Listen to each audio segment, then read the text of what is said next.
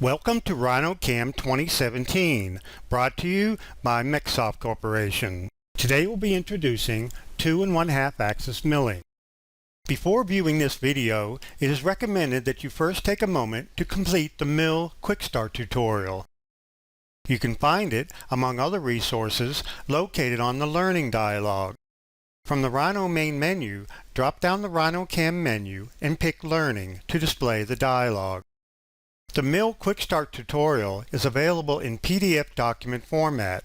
A video version of this document is also available from the MecSoft.com website.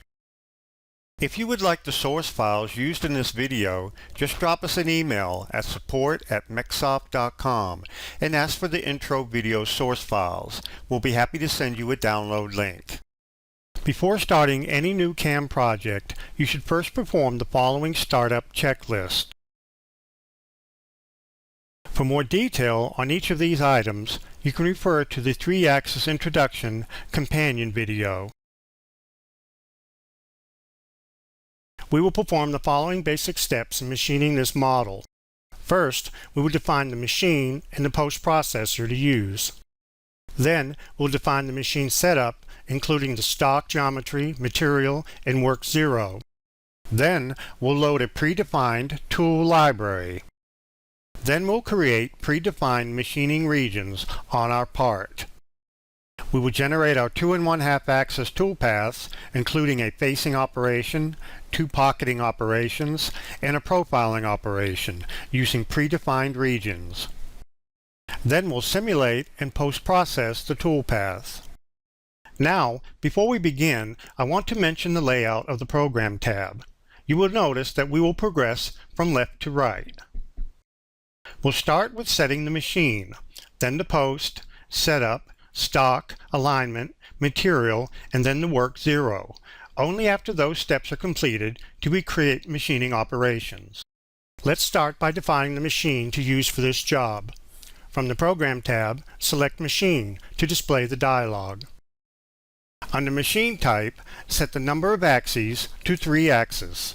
This is the correct selection for both 2-axis and 3-axis operations. Pick OK and notice that the machine type now appears under the machining job in the machining browser. Next, we'll define the post processor. From the Program tab, select Post to display the dialog. For the current post processor, select Haas from the list of available posts. Then set the posted file extension to NC. Other file extensions are available depending on your machine requirements. Pick OK and notice that the post type now appears under the machining job in the machining browser. Now, let's define the machining setup. If there is no setup 1 listed under your machining job, the system automatically creates one when a work 0 or an operation is generated. However, by default, the MCS, or Machine Coordinate System, is already aligned with the WCS, World Coordinate System, so this step is not required for this part. However, in production, you can have multiple setups and assign different machining orientations for each. In this step, we'll define the raw stock from which to cut the part. From the Program tab, select Stock, and then select Box Stock from the menu to display the dialog. First, we'll select Copy Bounding Box. The system analyzes the part and displays the maximum dimensions of the part. Then, we'll set the height to 2.5 and leave the length and width set to the computed part boundaries. Note that the stock dimensions you enter here are measured from the corner of the bounding box selected in this dialog. Pick OK and notice that the stock type now appears under the machining job in the machining browser. If the stock does not display on the screen, select the Stock Visibility icon located at the base of the machining browser. With the stock displayed, we can see that the height of the stock leaves extra room to cut the part in the Z-axis. Once the stock model is created, you can move it in alignment with the part if needed. From the Program tab, select Align, and then Align Stock from the menu to display the dialog. Since we'll be removing material from the top of our part, we want to align the stock flush to the bottom of the part. So for Z alignment, we select bottom, and for XY alignment, we select center, and then pick OK. The stock is now aligned flush to the bottom of the part in the Z-axis and centered in the X and Y axis. Next, we'll set the material for the stock geometry. From the Program tab, select Material to display the dialog. For Material, select Aluminum 6061 from the list of available materials and then pick OK. If the material texture does not display on the stock, select the Material Texture Visibility icon located at the base of the machining browser. Material texture is only for display purposes, and for this part, we will leave it toggled off. Now that the stock is aligned to the part geometry, in this step, we will establish the work coordinate origin. This location defines the 0 point from which all toolpath points are interpreted by the controller. From the Program tab, select Align, and then Set World CS. Then select Set to Stock Box. Then set 0 face to highest Z and 0 position to southwest corner. This sets the machine home to the top of the stock material and the southwest corner of the stock geometry. Pick OK, and the part and stock geometry are now transformed to the World Coordinate Origin, or WCS. Alternatively, you can use Work 0 to set the Work Coordinate Origin. Instead of moving the part and stock to the WCS origin, this moves the Machine Coordinate System origin to the specified location. To save time, we will load a predefined tool library. From the Tools tab in the Machining Objects browser, select Load Tool Library to display the File Open dialog. We'll select the predefined tool library named 2-Axis Introduction Tutorial.vkbig that we have located in the default data folder, and then pick Open. If you would like the source files used in this video, just drop us an email at support@mecsoft.com and ask for the intro video source files. We'll be happy to send you a download link. The message says that 2 tools were added, and we see that a 3/4 inch flat mill and a 1/4 inch flat mill appear in the Machining Objects browser. If you double-click on one of the tools, you see it displays the Create Edit Tools dialog with its dimensions and speeds and feeds parameters already defined. We will be using the 3/4 inch flat mill for our facing and pocketing operations, and the 1/4 inch flat mill for our profiling operation. To save time, you can create predefined machining regions on your part and then use them as needed when creating your machining operations. For this part, we will create 1 predefined region for our facing operation and 2 predefined regions for our 2 pocketing operations. From the Machining Objects browser, select the Regions tab and then pick the Flat Area Selection Filters icon to display the dialog. Check the box next to Ignore All Inner Regions and uncheck all the other options.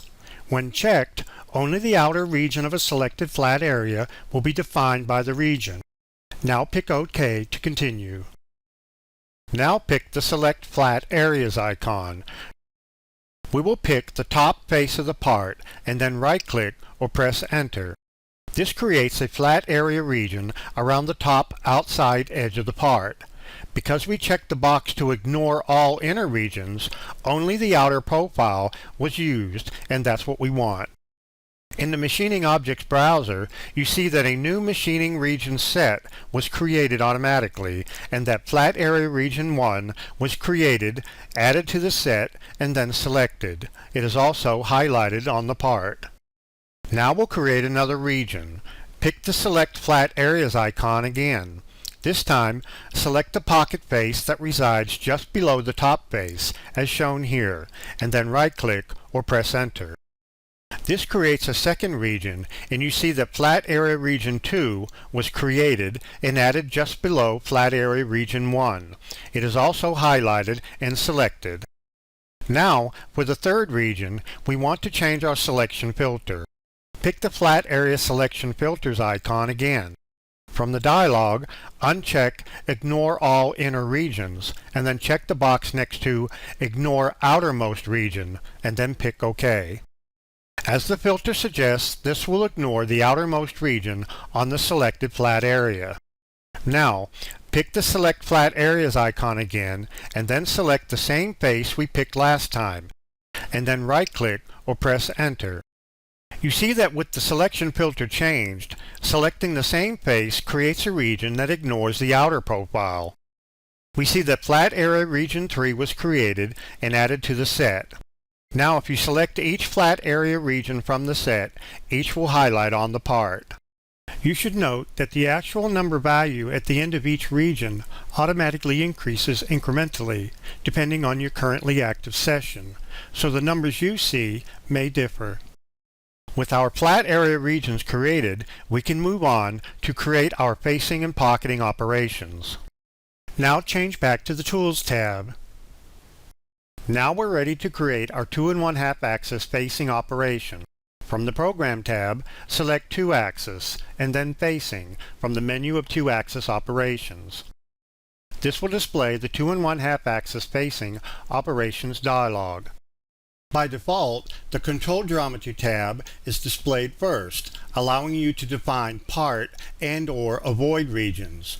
We'll select the Part Regions tab because we want to contain the facing toolpath to the top profile of the part.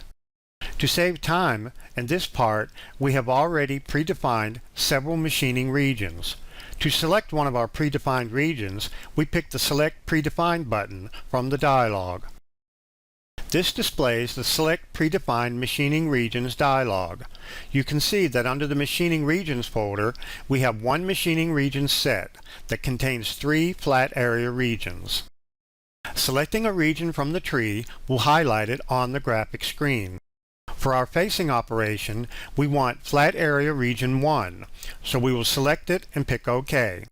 We see that Flat Area Region 1 was added to the Drive Region section of the Control Geometry tab.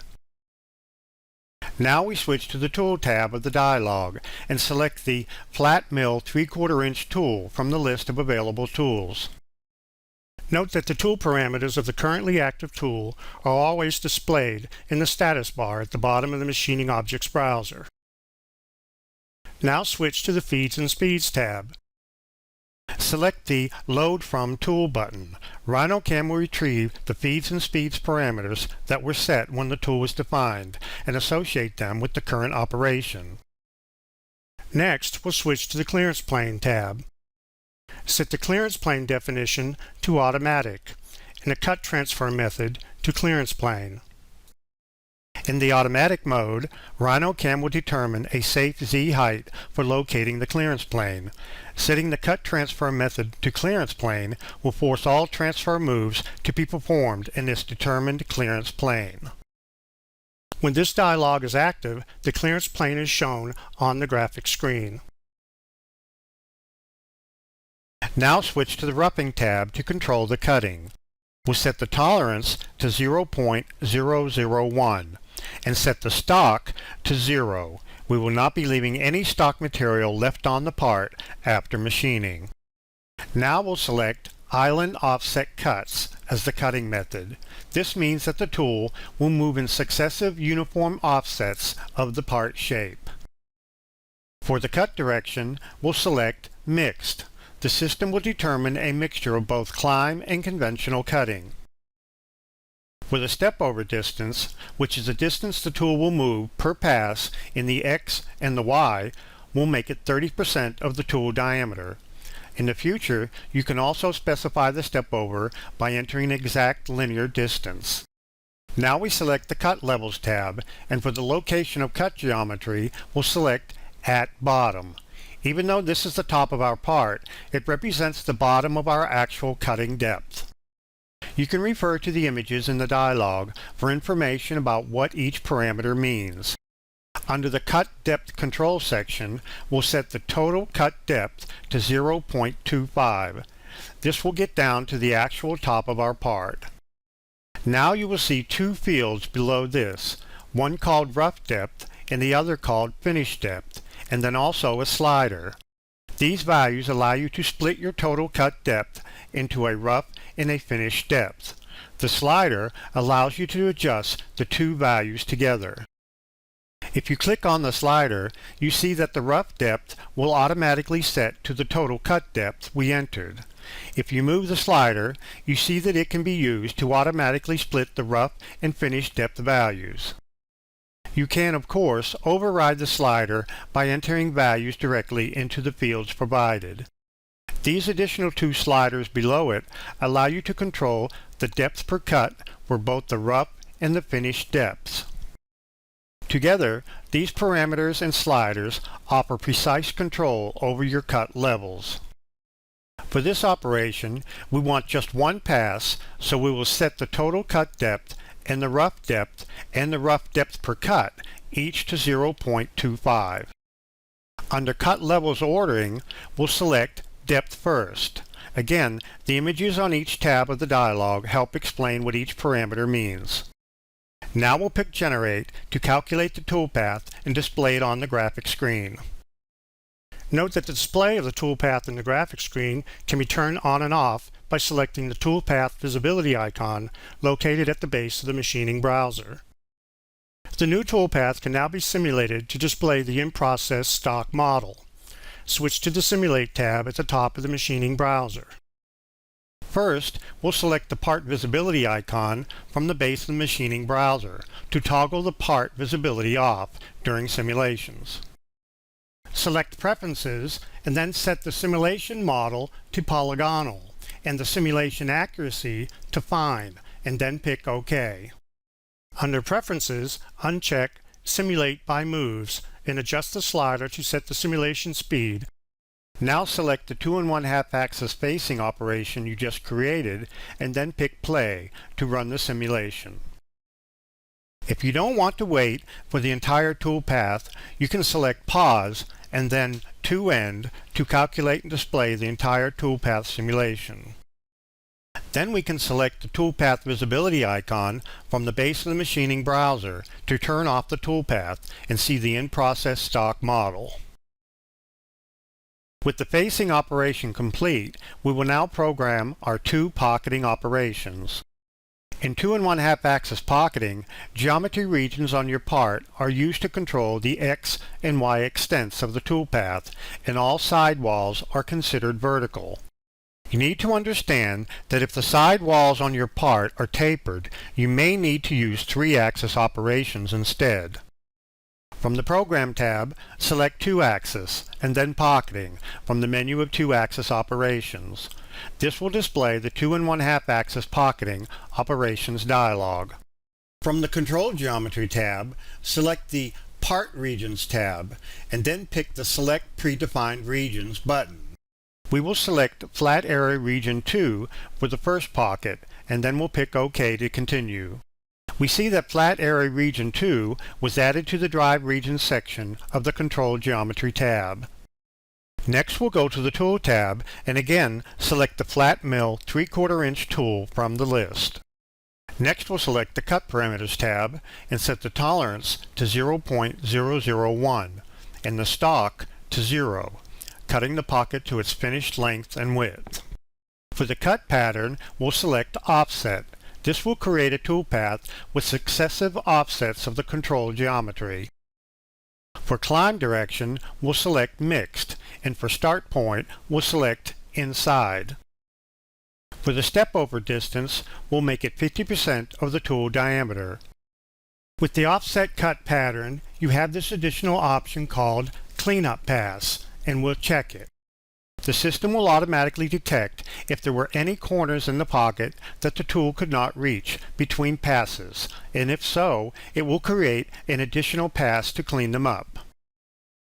For the Cut Levels tab, we'll set Location of Cut Geometry to At Bottom, because our predefined region is located at the actual bottom floor of the pocket.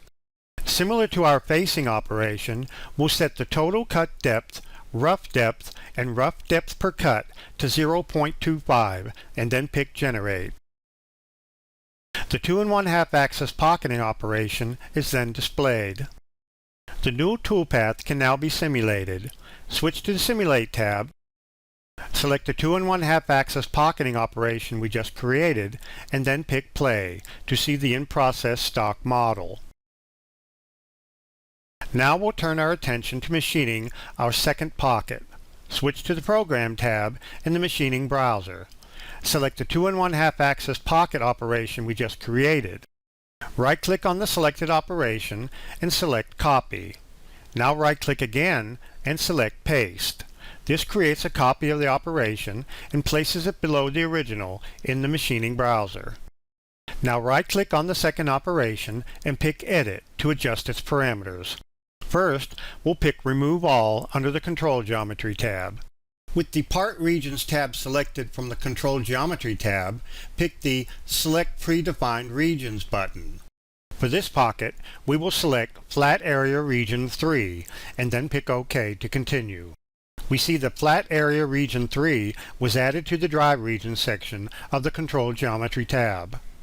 If you look at the part, you will see that this pocket contains an island in the center. We want to include this as an additional drive region. To do this, we will pick the Select Flat Area Drive Regions button. The dialog minimize and will select the flat face at the top of the island, and then right-click or press Enter to complete the selection. You will now see that a second region was added to the Select Machining Regions list in the dialog. If you select each region from the list, you will see that the first represents the top outer profile of the pocket, and the second represents the top outer boundary of the island. Next we go to the Tool tab, and again we'll pick the Flat Mill 3/4 inch tool from the list. Next we'll switch to the Cut Parameters tab, and we'll set the stock to 0.025. In 2 1/2 axis pocketing, stock only refers to the material that is left on the sidewalls. Setting the stock value to 0.025 will leave 25 thousandths of stock material around the sidewalls of the pocket and the island, which can then be finished using the profiling operation. We'll leave the remaining settings on this tab to match our first pocket. Now we'll switch to the Cut Levels tab. We mentioned that the stock value on the Cut Parameters tab applies to the sidewalls of the pocket. The Cut Levels tab applies to the Z-level cutting and the floor of the pocket. We'll start by setting the location of cut geometry to At Top. This is because the predefined region we selected represents the top of our pocket. For the total cut depth, we will select the Pick button. The dialog minimizes and allows us to select 2 points to define the total cut depth. From the status bar, we will activate the Endpoint Snap, and then deactivate all other snaps. Now we'll select 2 endpoints. The first endpoint can be anywhere on the top perimeter of the pocket, and the second endpoint can be anywhere on the bottom perimeter of the pocket. It doesn't matter which endpoints you select on the top and bottom perimeter because the system will calculate the depth for you, as long as one is on the top and one is on the bottom. The dialog reappears and we see that the total cut depth was calculated as 1.75. Next, we'll set the rough depth per cut to 0.25. Each pass will remove 1/4 inch of material. We want to make sure that the checkbox for Clear Island Tops is checked. This will make sure a cleanup pass is added at the top of the island, since its height is different than the top face of the pocket. Let's take a moment to review the cut depth control parameters. You should have the total cut depth set to 1.75. The rough depth set also to 1.75. The finish depth is set to 0. The rough depth per cut is set to 0.25, and the finish depth per cut is set to 0. Now we pick Generate. Once the toolpath is calculated, we'll make sure that the display of the toolpath is toggled on, and then we'll select the Display Toolpath and Levels icon from the base of the machining browser. This will allow us to see each level in the toolpath individually. As you can see, a cut level was located at the top of the island, just like we wanted. Now close the Z-level display dialog. The new toolpath can now be simulated. Switch to the Simulate tab, select the 2 1/2 axis pocketing operation we just created, and then pick Play to see the in-process stock model.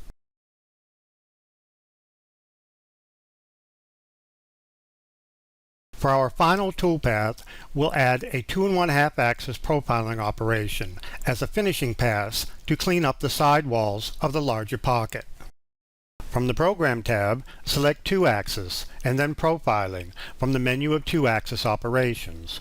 This will display the 2 1/2 axis profiling operations dialog. For this operation, we want the bottom of the pocket to drive the toolpath. To do this, we make sure the Part Regions tab is active and then pick the Select Flat Area Drive Regions button. The dialog minimizes and will select the flat face at the bottom floor of the pocket, and then right-click or press Enter to complete the selection. The dialog reappears with the Drive Flat Area 1 added to the list. Next, we'll go to the Tools tab and this time select the Flat Mill 1/4 inch tool from the list. Next, we'll select the Cut Parameters tab. From here, we'll set the tolerance to 0.001, the stock to 0, and we'll set the cut direction to climb. Then, for Cut Start Side, we'll check the box next to Determine using 3D Model. The system will then determine which side needs to be cut based on the 3D model of the pocket and the island. We need no step-over control since it is only making one pass. Then, on the Cut Levels tab, the location of cut geometry is set to At Bottom, and we can then pick Generate. Now select the Toolpath Visibility icon at the base of the machining browser to have a look at the new profiling toolpath. The new toolpath can now be simulated. Switch to the Simulate tab, select the 2 1/2 axis profiling operation we just created, and then pick Play to see the in-process stock model. To see all of our toolpaths simulated together, select Setup 1 and then pick Play.